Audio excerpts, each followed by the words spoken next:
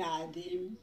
মহাপ্রভুর ব্রজ স্বরূপ দর্শনে রামানন্দ ও মহাপ্রভুর প্রশ্ন উত্তর। দুহে নিজ নিজ কার্যে চলিলা বিহানে, সন্ধ্যাকালে রায় আসে মিলিলা আপনে। ইষ্ট গোষ্ঠী কৃষ্ণ কথা কহি কতক্ষণ, প্রভু পদে দরি রায় করে নিবেদন। কৃষ্ণ তত্ত্ব, রাধা তত্ত্ব, প্রেম তত্ত্ব সার, রসতত্ত্ব, লীলা তত্ত্ব বিবিধ প্রকার। এত তত্ত্ব মোর চিত্তে কইলে প্রকাশন, ব্রহ্মারে বেদ যেন পড়াইল নারায়ণ। অন্তর্যামী ঈশ্বরের এই রীতি হয়ে, বাহিরে না কহে বস্তু প্রকাশে হৃদয়ে। এক সংশয় মোর আছে এই হৃদয়ে, কৃপা করি কহ মোরে তাহার নিশ্চয়ে। পहिले দেখিলু তোমায় সন্ন্যাসী স্বরূপ, এবে তোমা দেখি মই শ্যাম গোপরূপ। তোমার সম্মুখে দেখি কাঞ্চন পঞ্চালিকা, তার গৌর কান্তি তোমার সর্ব অঙ্গ ঢাকা। তাহারে প্রকট দেখে সবংশী বদনে, নানা ভাবে চঞ্চল তাহে কমল নয়নে। এই মতো তোমা দেখি হয় চমৎকার, ও কপটে কহ প্রভু কারণ ইহার।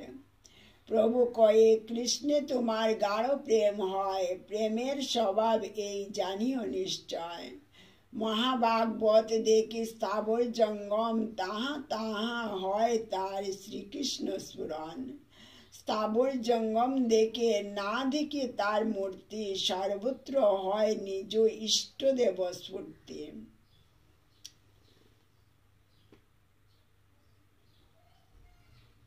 হরি যোগেন্দ্র নিমিরাজকে বলিলেন, হে রাজন, যিনি সর্বজীবে স্বীয় আরাধ্য শ্রী ভগবানের অবস্থিতি প্রত্যক্ষ করেন এবং যিনি সেই ভগবানের ওই সমস্ত বস্তুকে দর্শন করেন, তিনি ভাগবতোত্তম অর্থাৎ শ্রেষ্ঠ ভক্ত।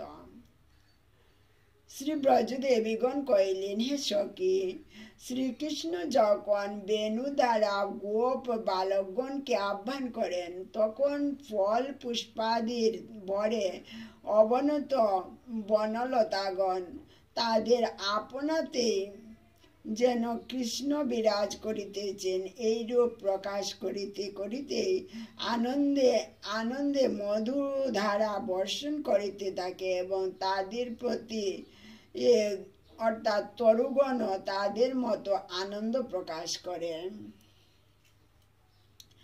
রাধা কৃষ্ণে তোমার মহাপ্রেম হয়, যাহা তাহা রাধা কৃষ্ণ তোমার স্ফুরয়। রায় কহে, তুমি প্রভু ছাড়ো ভারী বুড়ি, মোর আগে নিজ রূপ না করিও চুরি। রাধিকার ভাব কান্তি করি অঙ্গীকার, নিজ রস আস্বাদিতে করিয়াছ অবতার। নিজ গুরত কার্য তোমার প্রেম আস্বাদন,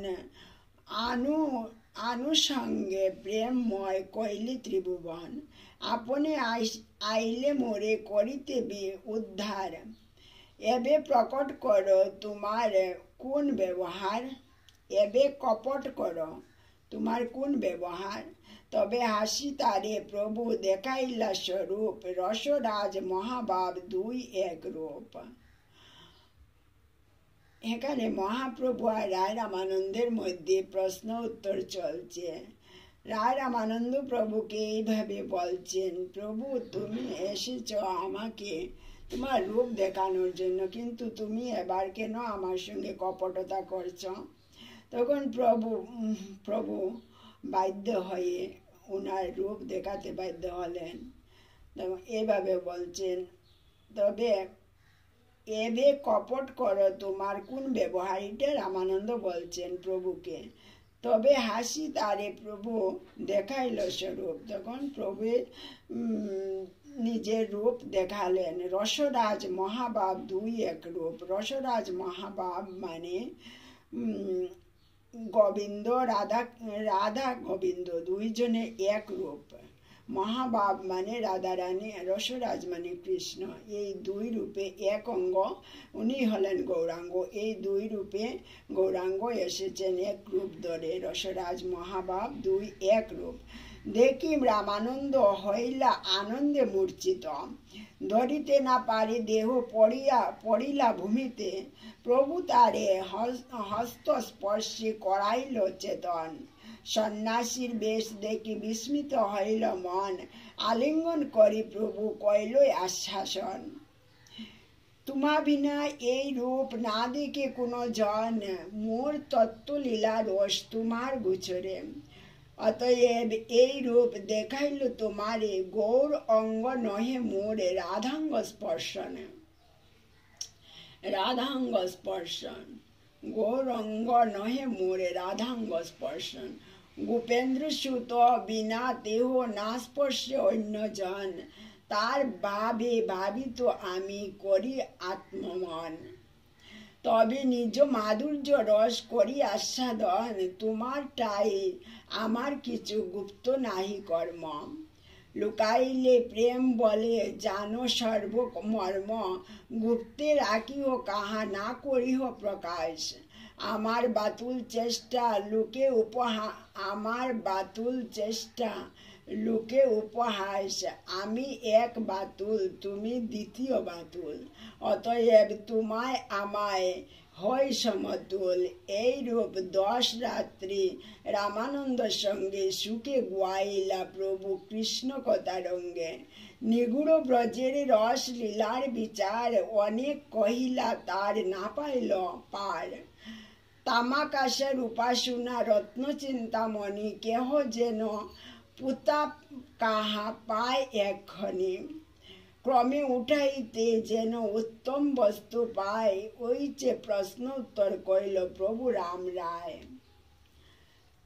রাম রায় মানে রামানন্দ রায় প্রভুর সঙ্গে এইভাবে অন্তরঙ্গ ছিলেন বলে মহাপ্রভু গৌরহরি